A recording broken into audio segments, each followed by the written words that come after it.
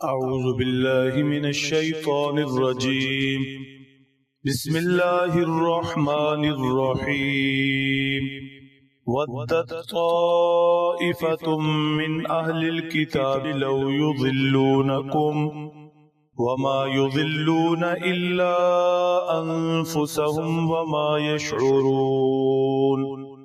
يا أهل الكتاب لم تكفرون بآيات الله وأنتم تشهدون. يا أهل الكتاب لم تلبسون الحق بالباطل وتكتمون الحق وأنتم تعلمون. صدق اللہ العظیم.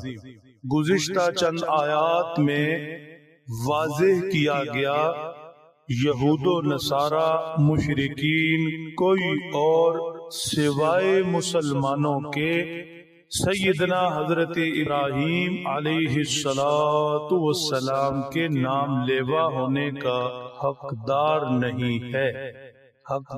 نہیں ہے.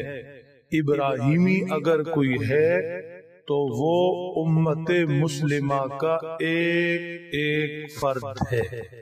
آج تلاوت کی گئی آیات طیبات میں یہود و نصارہ سے دو سوال کیے گئے اور سوالوں کی بنیاد یہ بنی کہ یہود و نصارہ جنہیں سمجھایا جا رہا ہے، ایمان کی دعوت دی جا رہی ہے، حق بتایا جا رہا ہے، راہ راست کی طرف بلایا جا رہا ہے، چاہیے تھا کہ یہ حق کو قبول کرتے. نبی آخر الزمان رحمت کائنات جناب محمد الرسول اللہ صلی اللہ تعالی علیہ وسلم پر ایمان لاتے، ایسا کرتے، خوش نصیب سعادت مند بنتے. مگر یہ تھے کہ بدبختی میں بڑھتے چلے گئے، بد نصیبی میں قدم بقدم آگے چلتے گئے. ان کا حال ذکر ہوا کہ یہ ایمان تو خیر کیا لائیں گے، ان کے اندر خواہش چھپی بیٹھی ہے. وَدَّتْ طَائِفَةٌ مِّنْ أَهْلِ الْكِتَابِ لَوْ يُضِلُّونَكُمْ. خواہش چھپی بیٹھی ہے اہل کتاب کی، چاہتے ہیں ایک گروہ ان میں سے کہ یہ آپ کو گمراہ کر دیں.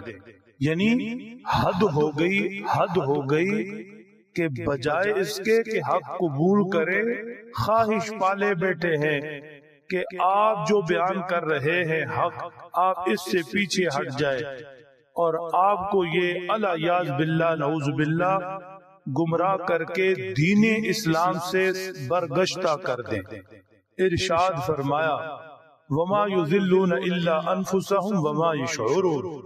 انہیں خبر ہی نہیں یہ خود گمراہی کی دلدل میں دھنستے چلے جا رہے ہیں. انہوں نے آپ کو کیا گمراہ کرنا، آپ تو اللہ کی طرف سے عصمت کی چادر اوڑے ہوئے ہیں. پیغمبر قبل از نبوت بھی گناہوں سے پاک اور معصوم ہوتا ہے، چاہے کہ وہ گمراہ ہو جائے، رستہ بھٹک بیٹھے. اس لیے یہ خود گمراہ ہیں، گمراہی کی دل میں دھنستے جا رہے ہیں، پھنستے جا رہے ہیں. انہوں نے آپ کو کیا گمراہ کرنا.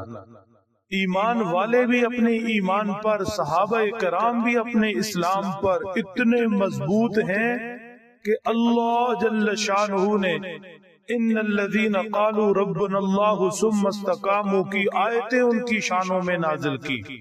ان کے دلوں میں بھی ایمان کے جلتے چراغ ان یہود و نصارہ کی پھونکوں سے بجھنے والے نہیں.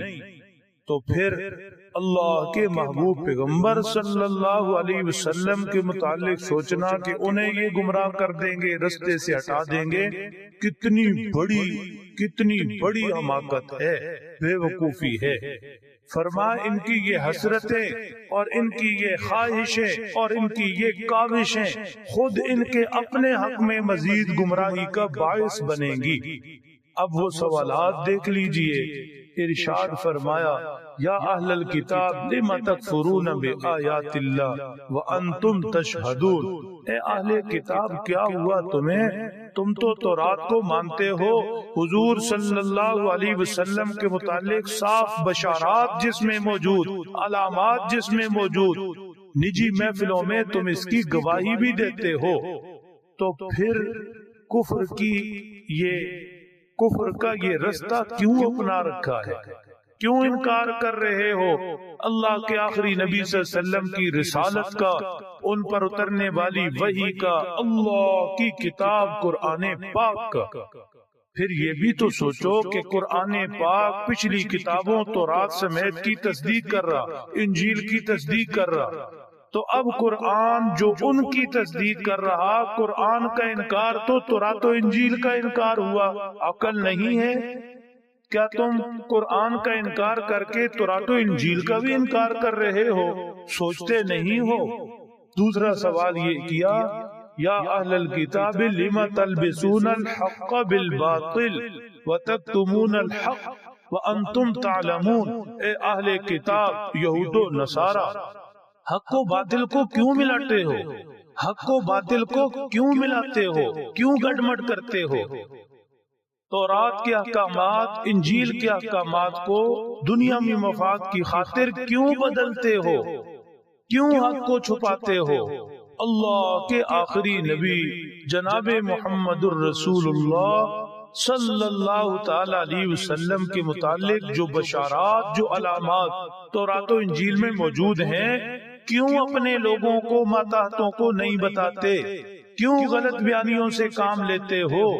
یہ سوال اس لیے ہے تاکہ ان کے اپنے دماغ بھی متوجہ ہوں، شاید کسی کی قسمت میں ہدایت لکھی ہو، اور سوال اس لیے بھی اٹھائے ہیں کہ اس زمانہ میں بھی اور ہر دور کے اندر آنے والے یہود و نصارہ غور کریں کہ ان کے اہل علم نے، علم والوں نے ان کے ساتھ کیا کیا، کتنا بڑا ظلم کیا، ان کے سامنے حق کو چھپایا، حق و باطل کو ملایا، اس کی تمیز ہی ختم کر دی، کیسے ان کو گمراہ کیا۔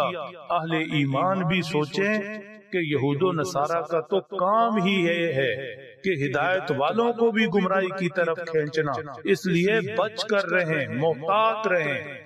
اللہ سمجھ دیں، عمل کی توفیق بخشے۔